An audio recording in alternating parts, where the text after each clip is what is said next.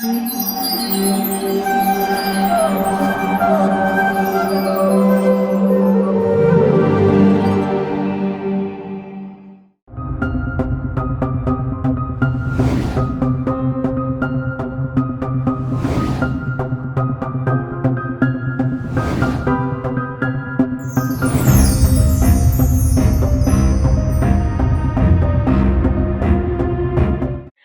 कृष्ण। आज के कार्यक्रम में आप सभी का हार्दिक स्वागत है। आज हमारे वक्ता हैं श्रीमान मदन सुंदर प्रभु जी।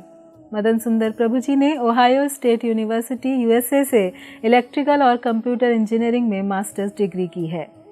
उन्होंने जूनिपर नेटवर्क्स यूएसए में रिसर्च इंजीनियर के रूप में कार्य किया है, जिसके लिए सन 2011 में उनके शोध प्रयासों के लिए उन्हें प्रतिष्ठित कर्मचारी उत्कृष्टता पुरस्कार यानी एम्प्लॉय एक्सेलेंसी अवार्ड से सम्मानित किया गया।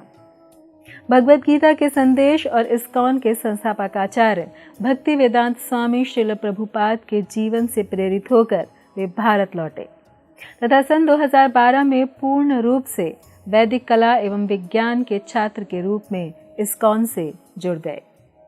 प्रभु जी इस्कॉन पुणे में corporate education and empowerment forum के निदेशक के रूप में सेवारत हैं, जो कॉरपोरेट्स, शिक्षकों और छात्रों के लिए नियमित रूप से सांस्कृतिक और शैक्षिक कार्यक्रम आयोजित करते हैं।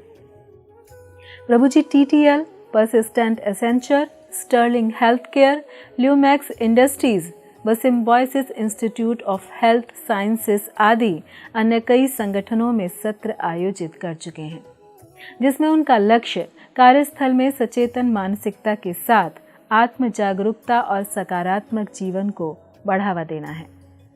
वैदिक शास्त्रों के संदेश को पढ़ना और साझा करने में प्रभु जी को विशेष आनंद तथा संतोष प्राप्त होता है। वह इसी कारण प्रभु जी ने भगवद गीता, महाभारत, रामायण और श्रीमद् भागवतम पर आधारित कुछ पाठ्यक्रम भी तैयार किए हैं, जिनसे कई लोग प्रेरित होकर अपना जीवन सफल कर रहे हैं। तो आइए श्रवण करते हैं श्रीमान मदन सुंदर प्रभु जी के श्रीमुख से। धन्यवाद। हरे कृष्ण। ओम अज्ञानतिमिरन्धस्य ज्ञानाञ्जनाशलाकया चक्षुरुन्मिलितं येन तस्मै श्रीगुरवे नमः।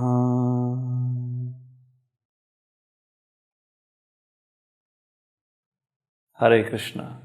आप सभी का स्वागत है इस भगवद गीता सार कार्यक्रम में। और आज हम भगवद गीता का 15वां अध्याय, जिसका शीर्षक पुरुषोत्तम योग है, उसके ऊपर वर्णन करेंगे। हमने 14th चैप्टर प्रकृति के 3 गुण में देखा भगवान किस प्रकार से प्रकृति के 3 गुणों का वर्णन करते हैं, सत्व गुण, रजगुण, तमोगुण।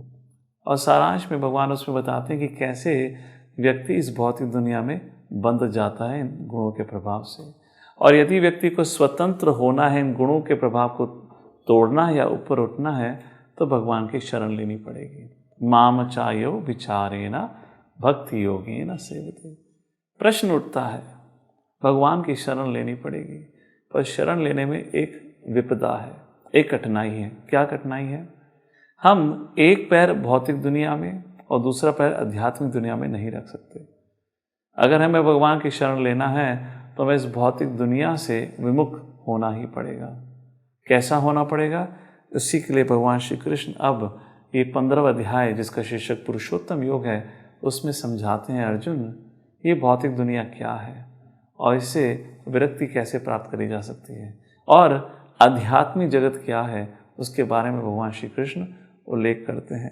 तो यहाँ पे इस 15वें अध्याय में भगवान श्री कृष्ण पहले श्लोक में बहुत खूबसूरत बात कहते हैं, और कहते हैं, श्री भगवान उवाचा ऊर्ध्वमूलम् अधः शाखम् अश्वत्थं प्राहुरव्ययम् छन्दांसि यस्य पर्णानि यस्तं वेद स वेदवित्।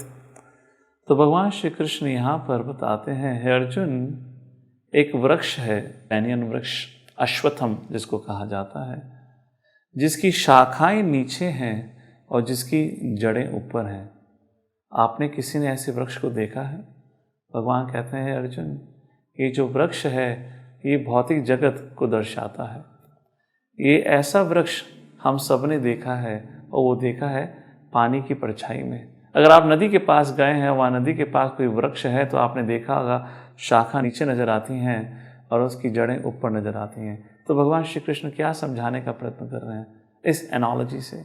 भगवान बताने का प्रयत्न कर रहे हैं, अर्जुन, हमारा जो घर, हमारा जो रियल होम है, वो इस भौतिक जगत में नहीं, वो आध्यात्मिक जगत है। ये जो भौतिक जगत है एक प्रकार की ये परछाई है, जहाँ पे व्यक्ति अपनी खुशी या आनंद की खोज में लगा है। सोचिए, किसी व्यक्ति को पानी के परछाई में आम का फल नज़र आता है और पानी में कूदकर अगर आम के फल को प्राप्त करने की इच्छा रखता है, तो क्या उसको कभी संतुष्टि आनंद मिलेगा? संतुष्टि आनंद तो दूर की बात है, आम तो पहले मिले, आम भी नहीं मिलेगा।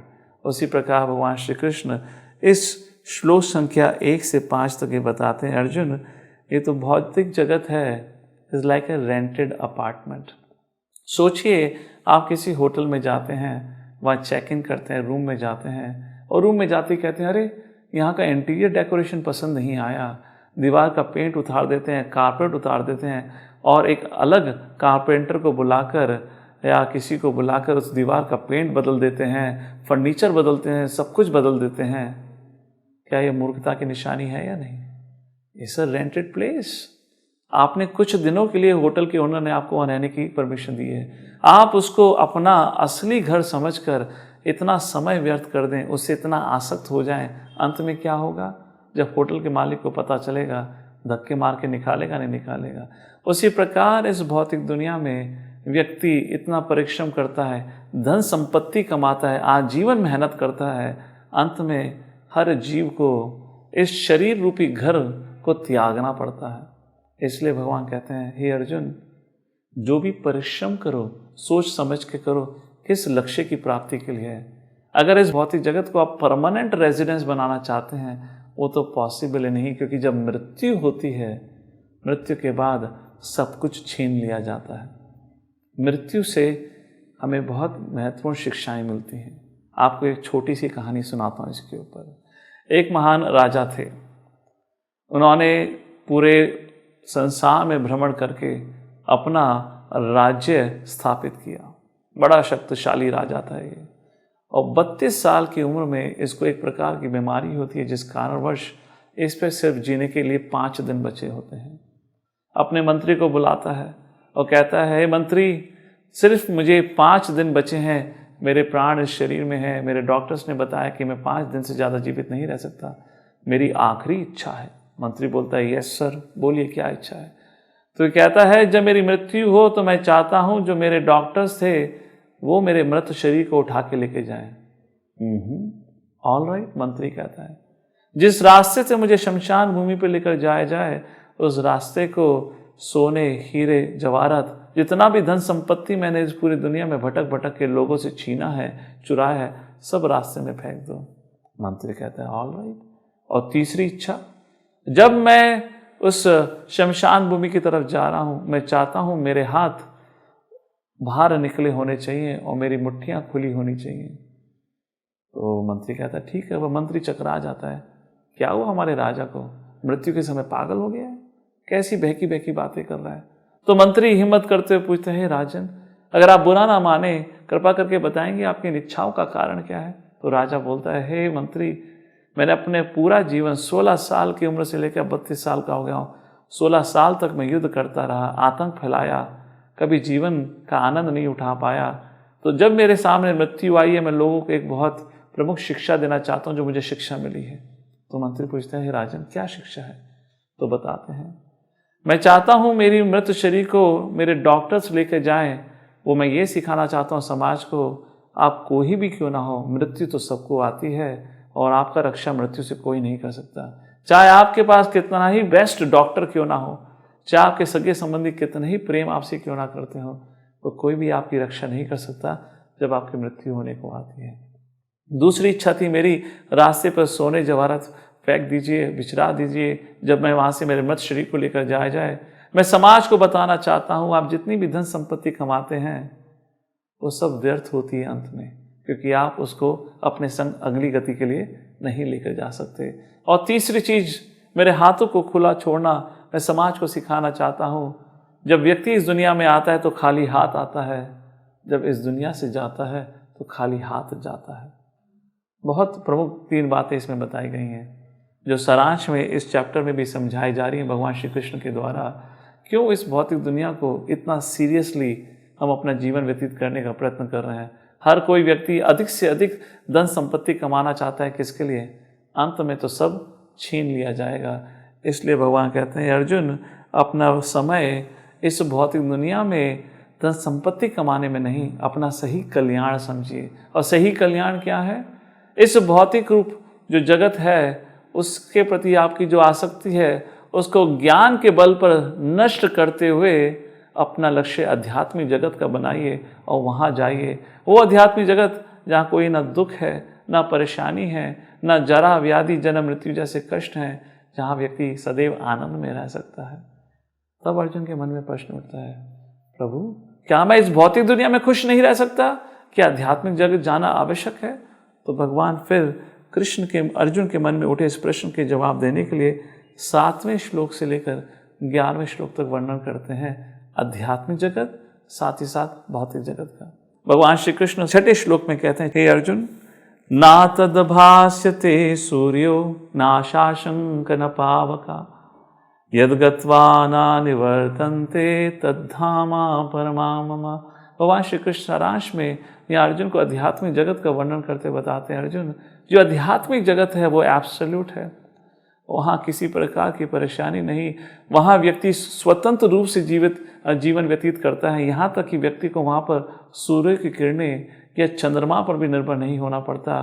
वो सेल्फ एफल्जेंट जगह है जहाँ का एक एक कण आपकी समस्त इच्छाओं को पूर्ण कर सकता है। फिर अर्जुन के मन में प्रश्न आता है, तो प्रभु अगर ऐसा है लोग वहाँ क्यों नहीं जाते, क्यों लोग इस दुनिया में रहते हैं? तो कृष्ण बोलते हैं, हे अर्जुन यही तो प्रश्न मेरा है। Why do you struggle? आप इस भौतिक दुनिया में इतना परिश्रम क्यों कर रहे हो? तो अर्जुन बोलते हैं, प्रभु मैं तो कोई कष्ट नहीं झेल रहा, मेरे जीवन में तो कोई कठिनाई नहीं है। कई बार लोग हमें यही बताते हैं, कहाँ भौतिक जगत में परेशानी है, हमारा जीवन तो इतने आनंद में है। भगवान कहते हैं नहीं, गलत। और 7वें श्लोक में बताते हैं, हे अर्जुन, ममैवांश जीवलोके जीवभूता सनातना मनःषष्ठानि इंद्रियाणि प्रकृतिस्थानि कर्षति। हे अर्जुन, सब इस भौतिक दुनिया में दुखी हैं। सबसे पहले भगवान बताते हैं, ममैवांश जीवलोके, इस भौतिक जगत में जितने भी जीव हैं सब मेरे ही अंश हैं। मनः षष्ठानि इंद्रियाणि, मन और षष्ठ इंद्रियाणि 6 प्रकार के इंद्रियां हैं जिसका मन उनके संग में रहकर प्रकृति स्थानी कर्षति, जीव हमेशा कर्षण मतलब हमेशा दुखी रहता है। हे अर्जुन, यहाँ किस प्रकार का सुख है? आप भी सोचिए, क्या है सुख की परिभाषा इस भौतिक जगत में? उदाहरण के रूप में अगर मैं अभी आपको 1 लीटर बिस्लेरी का पानी दूं और अगर आपको प्यास ना लगी हो तो क्या आप उस पानी का आनंद ले पाएंगे? हाँ या ना? बिल्कुल भी नहीं। अगर वही 1 लीटर बिस्लेरी का पानी जो रेगिस्तान में भटकता हुआ व्यक्ति कड़ी धूप में जिसको बहुत लंबे समय से प्यास लगी है, अगर मैं उसको 1 लीटर पानी ला के दूँ तो वो कितना आभारी होगा मेरे प्रति, हाँ या ना? वो एक एक बूंद का पानी कितने स्वाद से पिएगा, यस और नो? तो प्रश्न मेरा ये बनता है, पानी तो वही है, एक व्यक्ति स्वाद लेकर पीता है और दूसरा व्यक्ति पीने को तैयार नहीं है। कारण क्या है? कारण बड़ा सरल है। उस व्यक्ति को अब स्वाद ले लेकर पी रहा है, उसको पानी पीने में बड़ा आनंद आ रहा है और यहाँ व्यक्ति पीने को तैयार नहीं है। क्यों? इस भौतिक दुनिया का नियम है, जितना व्यक्ति कष्ट झेलता है, परेशानी झेलता है, उतना ही उसको आनंद का आभास होता है। उदाहरण के रूप में कभी अगर आपको भूख लगी हो और जब माँ खाना बना के दे, खाने में स्वाद आता है? नहीं आता है। और जब आपको भूख ना हो, आपकी माँ आपको आपका स्वादिष्ट पकवान भी दे दे, तब आपको उसमें उतना स्वाद नहीं आता। मतलब क्या है? जितना कष्ट उतना सुख। क्या ये सुख है? ये तो कष्ट ही है। जब भूख लगती है, प्यास लगती है, गर्मी लगती है, सर्दी लगती है, ये कष्ट कहलाते हैं। जब गर्मी लगती है तो एसी खोल देते तो व्यक्ति को लगता है हाँ कितना आनंद है, उस आनंद का एहसास आपको इसलिए हुआ क्योंकि आपने उसका कष्ट भोगा। जाइए उस व्यक्ति से पूछिए जहाँ -20 डिग्री टेम्परेचर होता है, उसके घर में एसी चलाइए, पकड़ के पीटेगा, बोलेगा बाहर वैसी इतनी ठंडी है, क्यों ठंडी कर रहा है। मतलब क्या है, इस भौतिक दुनिया में हमारे सुख का आनंद तब तक ही है जब तक हमने दुख भोगा है। उसी चीज़ की बात भगवान श्री कृष्ण यहाँ पे कह रहे हैं। इस समय एक साधारण व्यक्ति क्या सोचता है उसके रूप में मैं आपको उदाहरण दे रहा हूँ। एक साधारण व्यक्ति हो सकता है ये सुन के बोले, अरे किसने देखा है अगला जन्म, मैं तो अपना जीवन बड़ा एंजॉय कर रहा हूँ, we will see whenever death comes, मृत्यु जब आएगी तब देखेंगे, आज तो मेरे पे धन संपत्ति सब कुछ है तो मैं अपना जीवन एंजॉय करूँगा। तो भगवान कहते हैं, हे मूर्ख, यू आर मिसगाइडेड, तुम्हें समझ नहीं है कि तुमने अगर अपने जीवन को आज सही रूप से नहीं जिया तो अगली गति क्या मिलेगी।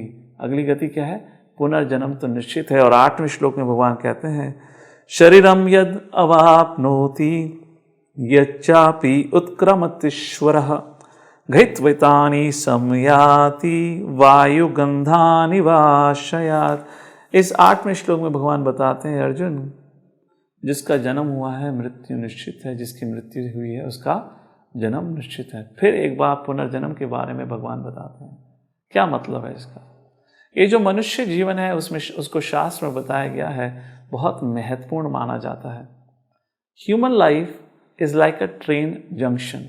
आप कभी जंक्शन पे गए हैं? उस जंक्शन से हर प्रकार की गाड़ियां जाती हैं अलग अलग रास्तों के लिए, हाँ या ना? उसी प्रकार ह्यूमन लाइफ, ये जो मनुष्य जीवन है, एक ऐसा जीवन है, एक ऐसा मौका है जहाँ व्यक्ति चाहे तो पक्षी के योनि में, पेड़ पौधों की योनि में, पशु के योनि में, मनुष्य की योनि में, वापस देवी देवताओं की योनि में, या फिर कहो तो वैकुंठ धाम जा सकता है।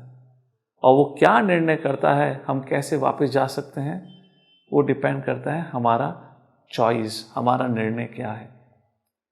उदाहरण के रूप में मनुष्य है जिसको चॉइस लेने का या करने का मौका दिया गया है, हाँ या ना? सोचिए, आप एक जू के मालिक हैं और दोपहर में शेर को खाना खिलाने के लिए जाते हैं। जब शेर के पिंजरे के पास जाते हैं तो आप क्या बोलते हैं? मांस। हे शेर, ये मांस खा। जब गाय के पास जाते हैं तो बोलते हैं, हे गाय, ये घास खा, हाँ या ना? जब वही ओनर होटल में जाता है तो वेटर आके पूछता है, मालिक घास या मांस, हाँ या ना? तो हर समय हमें चॉइस लेने का मौका है। जैसे कि दूसरा उदाहरण, सोचिए आप ट्रेन में पहली बार सफ़र कर रहे हैं पर आपने टिकट नहीं लिया। टीसी आ जाता है, बोलता है टिकट दिखा, और आप बोलते हो मालिक माफ़ करिए, मैं तो पहली बार आया, मुझे नहीं पता था ट्रेन में टिकट लेना होता है। तो आपको क्या लगता है टिकट कलेक्टर बोलेगा, तेरे को फ़ाइन भरना पड़ेगा। क्यों? तो जब फ़ाइन भरेगा तो तुझे पता चलेगा कि अगली बार गलती नहीं करना। उसी प्रकार भगवान श्री कृष्ण यहाँ बताने का प्रयत्न कर रहे हैं, अर्जुन, मनुष्य योनि को साधारण मत मानिए, इसलिए मैंने कर्म का नियम बनाया है ताकि लोग सतर्क हो सकें और गलत कामों में ना पड़ें। इस प्रकार भगवान श्री कृष्ण यहाँ पे बताते हैं। तो फिर अर्जुन के मन में प्रश्न उठता है, तो प्रभु मृत्यु के बाद होता क्या है? पुनर्जन्म का मतलब क्या है, क्या होता है? तो श्लोक संख्या 9 में बोलते हैं, अर्जुन, व्यक्ति फिर जन्म लेता है, फिर उसको अलग आँख, नाक, उसको कान, मुंह, इस प्रकार से एक अलग शरीर मिलता है और उस शरीर में फिर वो सुख और दुख भोगने में लगा रहता है। अर्जुन के मन में प्रश्न उठता है, प्रभु अगर पुनर्जन्म हो रहा है, हम शरीर नहीं आत्मा है, तो हमें ये सत्य दिखाई क्यों नहीं देता? तो भगवान 10वें श्लोक में बोलते हैं, अर्जुन, जो ना समझ हैं, जो मूर्ख हैं, उनको सत्य नजर नहीं आता। और 10वें श्लोक में कहते हैं कृष्ण, उत्क्रामंतम सिथम वापि भुंजानम वा गुणान्वितम पश्यन्ति ज्ञान चक्षुषा। ये जो ज्ञान का सब्जेक्ट मैटर है वो वही देख सकता है जिसने इस ज्ञान का अध्ययन या श्रवण करा हो। जो मूढ़ है, जो मूर्ख व्यक्ति है, अपने आंखों के सामने अनेक अनेक लोगों को मरते हुए देख उसको ऐसा लगता है मृत्यु उसको कभी नहीं आएगी। इस प्रकार वो मूढ़ व्यक्ति कभी सत्य को समझ नहीं सकता। मूढ़ शब्द की परिभाषा क्या है? उदाहरण के रूप में उस मूढ़ शब्द की परिभाषा भी देख लेते हैं। सोचिए, कल्पना करिए, आप पुणे से दिल्ली फ्लाइट में बैठ के जा रहे हैं। फ्लाइट उड़ चुका है और दिल्ली लैंड होने वाला है। एकदम से हवाई जहाज में हल्ला मचने लगता है, आतंकवादी आतंकवादी आतंकवादी मच के शोर मचने लगता है। और जब आप अपनी सीट से उठकर देखते हैं तो आपको नजर आता है 2 आतंकवादी पिस्तौल लेकर खड़े हैं, बोलते हैं हमने इस हवाई जहाज को कब्जा कर लिया है, अब ये दिल्ली नहीं उतरेगा, अब ये हवाई जहाज लखनऊ जाएगा। सब बड़े गंभीर हैं, कांप रहे हैं, क्या होगा हमारा। आप अपने पड़ोसी पैसेंजर की तरफ मुड़ के देखते हैं, उसके मुख पे बहुत बड़ी मुस्कान है, वो मुस्कुरा रहा है। भाई क्यों मुस्कुरा रहा है? वो आपकी तरफ देख के बोलता है दे ताली। क्यों, क्या हुआ? टिकट तो दिल्ली का खरीदा, फोकट में लखनऊ का सैर हो रहा है। क्या कहेंगे इस व्यक्ति को, मूढ़ या विज्ञानी? तो चलिए, वो लखनऊ तक प्लेन जा रहा है, लखनऊ तक प्लेन पहुंचने ही वाला है, फिर आतंकवादी घोषणा करते हैं नहीं, अब ये प्लेन कैलकाटा जाएगा। सब कांपने लगते हैं, अरे क्या हुआ, हम तो पुणे से दिल्ली जा रहे थे, अब कैलकाटा पहुंच गए। फिर आप अपने पड़ोसी की तरफ देखते हैं, फिर उसके चेहरे पर मुस्कुराहट होती है और आपको देख के बोलता है भाई साहब दे ताली। क्यों? जाना तो दिल्ली का था, लखनऊ की फ्री सवारी, अभी तो कैलकाटा भी देखने को मिल जाएगा। और फिर जैसे ही कैलकाटा प्लेन पहुंचने वाला होता है और फिर आतंकवादी घोषणा करते हैं नहीं, हम भारत में प्लेन नहीं उतारेंगे, अब हम प्लेन दुबई लेकर जाएंगे। सब कांप जाते हैं, मिडिल ईस्ट में प्लेन जाएगा, हमारा क्या होगा। सब घबरा रहे हैं और आपका पड़ोस में बैठा हुआ पड़ोसी बड़ा खुश हो रहा है। फिर आप उसकी तरफ देखते हैं और इस बार आपको देख के बोलता है भाई साहब दो ताली। और आप बोलते हैं क्या हुआ? बोला भाई साहब ना वीज़ा ना पासपोर्ट, फोकट की विदेश की सवारी। है नहीं है विमूढ़ा, इसको कहा जाता है मूर्ख की परिभाषा। जो व्यक्ति समझ नहीं पा रहा, जिसको वो फ्री की सवारी कह रहा है, कब कैसे वो आतंकवादी इसके जीवन को ख़त्म कर सकता है। इसी प्रकार हर व्यक्ति, ये जो एक एनालॉजी, जो उदाहरण दिया, इसी प्रकार हम सबका अपहरण हो चुका है। भगवान 2-3 बार भगवत गीता में कहते हैं माया अपहृतम। कई बार कहा गया है भगवत गीता में अपहृत हो जाना। क्या मतलब है? हर जीव का अपहरण हो गया है काम रूपी दुश्मन से, जिस काम मतलब भौतिक इच्छाओं के कारण हम बार बार मजबूर होते हैं इस भौतिक दुनिया में जन्म लेने के लिए। इस प्रकार भगवान श्री कृष्ण कह रहे हैं अर्जुन समझिए, मूर्खों की तरह काम मत करिए, कृपा करके अपनी भौतिक इच्छाओं की पूर्ति के लिए जीवन व्यर्थ ना करें, आध्यात्मिक इच्छा पैदा करें। और वो कैसे पैदा होती हैं? भक्तों का संग लेकर।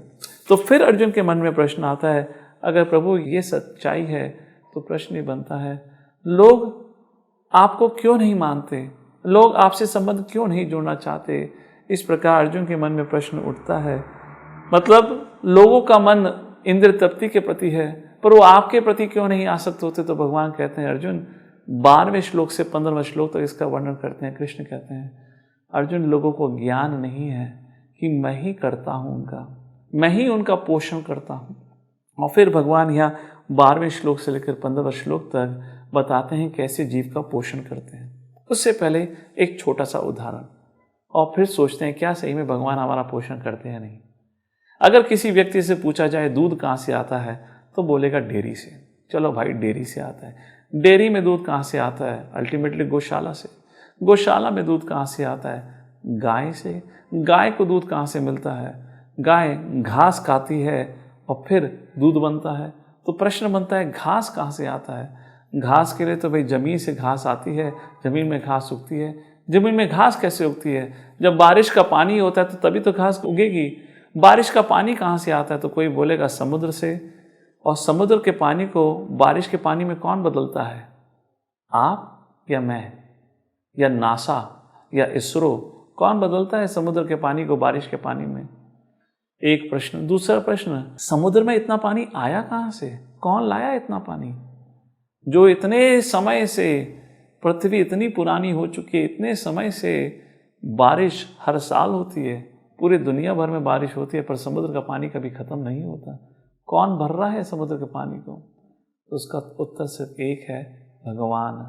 और कौन हो सकता है? ये केवल दूध के नहीं, आप खाने के किसी भी पदार्थ को लेकर देखें तो सच्चाई क्या है? भगवान।